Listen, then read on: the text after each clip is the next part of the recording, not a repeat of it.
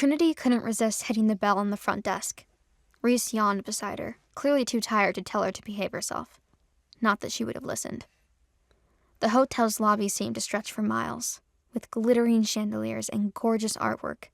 It was beautiful, but in a timeless way that felt majestic and modern at the same time. Back when Grandfather rarely let her out of the house, Trinity used to daydream about gorgeous places like this. "I've never seen a hotel this nice," she admitted breathlessly. Reese glanced down at her. He stood so close to her when they went to other packs, she had to crane her head up to meet his eye. "Wait until you see the rooms," he said. Tired as he was, his voice came out huskier than normal. Her breath caught in her chest. Reese probably didn't mean anything by it, but it almost sounded like a welcome invitation. "Thank you for waiting," a man said as he stepped up from the concierge desk. He tensed at the sight of Reese. He was a wolf, too. Reese nodded to the man. "Reservation for Gray." "Yes, sir. One moment." The clerk reached into the desk and pulled out their paperwork. "We've been expecting you. Here's your paperwork, and here are your room keys." He plucked 2 leather pocketbooks from the papers and placed them next to each other on the desk. "Which is which?" Reese asked. And where's the third one? Trinity thought. She knew not to ask aloud. 2 rooms made sense for their happy couple act. It was a little weird that Vincent and Reese would be on a different floor than her, but it was better than the alternative, her sharing a room with Reese. Her pulse quickened, but she chuckled it away. He hated her too much for that to happen. The clerk opened one to show the handwritten number inside. "This one is for the single on the 14th floor, number 1433. The other one is for your suite, sir, on the 25th floor, number 2501. You can take that elevator right there. Do you need help with your bags?" Reese shook his head. Vincent spoke up from behind both Reese and Trinity. "I've got them." Vincent had all 3 of their bags. Trinity supposed she'd have to take hers once they got to her room. Once the doors closed, Trinity held her hand out to Reese. He looked down, puzzled. "What?" She rolled her eyes. "I need the key to my room. How else will I get in?" Reese raised his eyebrow with a chuckle. He took the key card for room 1433. "Here you are, Vincent." Reese reached around her to hand the card to Vincent. Trinity's heart quickened. Reese smirked. Vincent took the card while avoiding Trinity's eyes. "Thank you, sir. Should I carry your bags up?" Trinity couldn't breathe for a moment. "I can manage," Reese said. He took his and Trinity's bags from Vincent's hands. Oh, goddess. The elevator dinged to a stop on the 14th floor. Oh, goddess. We're sleeping in the same room. Vincent met Trinity's unbelievably wide eyes. "Do you need anything, Luna?" he asked her. Help. She needed a way out.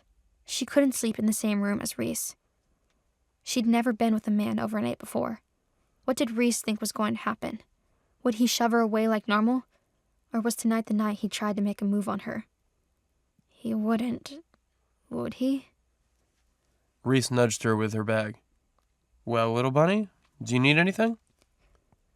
Trinity could hear the laugh in Reese's voice. She was nothing but a joke to him. A plaything that he hadn't taken out of the wrapper. Joke's on him, she thought. I'm staying in mint condition. Trinity narrowed her eyes at Reese. She wasn't backing down now. If he wanted to play chicken with their mate bond, then she would do it too. "Not at all," she said. "Good night, Vincent." Vincent looked worried as he stepped off the elevator. "Good night. Be careful." When Reese smirked, she could see his canines, waiting for something to bite. Trinity held the eye contact for the rest of the ride to the 25th floor. It was the top level, and there were only 2 suites on the entire floor. Reese finally broke their stare to lead the way to the room. She tried to comfort herself as she followed him. "It's a suite. Suite means multiple rooms. He can sleep on the couch like the dog he is." He stepped in front of their door and sought out her eyes again. Without blinking, he slowly pulled the key from its leather holder and pushed it gently into the lock. Trinity gulped. She couldn't help it. His eyes darkened, and she knew enough to know what that look meant. He wants me, she thought. He's going to try tonight. The thought should have repulsed her. She should have turned on her heels and rushed down to Vincent's room. Anything to get away from her big, bad alpha mate. So why did her whole body heat up? Her stomach flipped as his tongue wet his lips. She fought the urge to do it too. He gripped the door handle in his fist.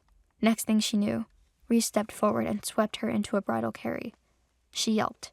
Her hands flew up to grab him on instinct. He laughed so freely that she bounced against his chest. Welcome home, he taunted before crossing the threshold. He used one foot to push the door shut behind them. Trinity's eyes flew around their suite. Frantically, she took in the living room off of the entry hall. Another larger door led to the bedroom. She couldn't breathe. He carried her forward, and the door felt larger and larger with each step. Her heart pounded so loud that he must have been able to hear it. He walked past the edge of the couch and... He tossed her onto the couch. Trinity shrieked. "Reese!" He full belly laughed. Tears sprung into the corner of his eyes.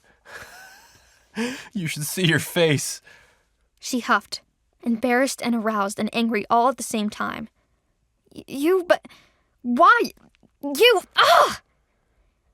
He laughed again before dropping onto the center of the couch beside her. His body was so big that he took up most of it.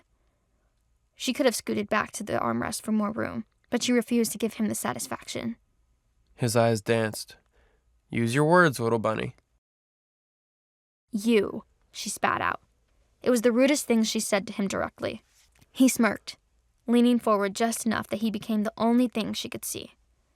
With her head tilted up to glare at him, and his tilted down to mess with her, there wasn't much space between their faces, or between any part of their bodies. On the couch? I took you for a more traditional girl, he mocked her. Her face burned at the insinuation. "I'd never." You'd be missing out, he sang. He was having the time of his life teasing her. It was cruel and disgusting. So why am I so hot? She wondered. Why did she want to reach out and find another way to wipe that smirk off his face?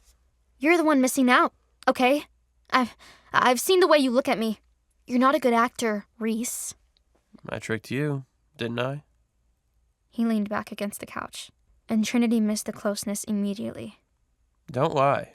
I heard how scared you were. "Well, I don't have my knife," she hissed. He looked confused. "In case you tried anything.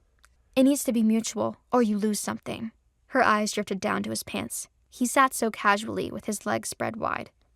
She fought a flush at staring so blatantly, but she needed to make sure he understood her point. It'd be a little hard to bite off. He pulled his legs together to protect himself. He looked flushed, too. I'm not a fan of biting, he told her, for future reference. "And I'm not a fan of tricks," she told him. "You could have told me about the rooms." He rolled his head back against his arm. He was practically draped along the couch at that point. It's a suite. Plenty of space for you to keep avoiding me. She lifted an eyebrow at him. "Didn't think you cared." He lifted one back. I don't. Now get off the couch, unless you've changed your mind on sleeping with me. She cocked her head to the side and smirked. She reached out to put her hand on his knee. He tensed beneath her fingers. His eyes widened slightly. She leaned forward as she lifted from sitting to kneeling, and her face came close enough to kiss. She whispered, "Not a chance." Then she pushed up off the couch, using his knee for leverage. He needed a moment to recover. She got all the way to the bedroom before he called after her. You can't avoid me forever. I will have you one day, little bunny. "Sure you will. And I'll have a wolf." He chuckled in shock, and she laughed too. About the time she learned to joke about it. Some things would never change, but maybe they would. One day. Want to know what happens next? Click on the link in the description below to watch further episodes of Chosen by Fate, Rejected by the Alpha.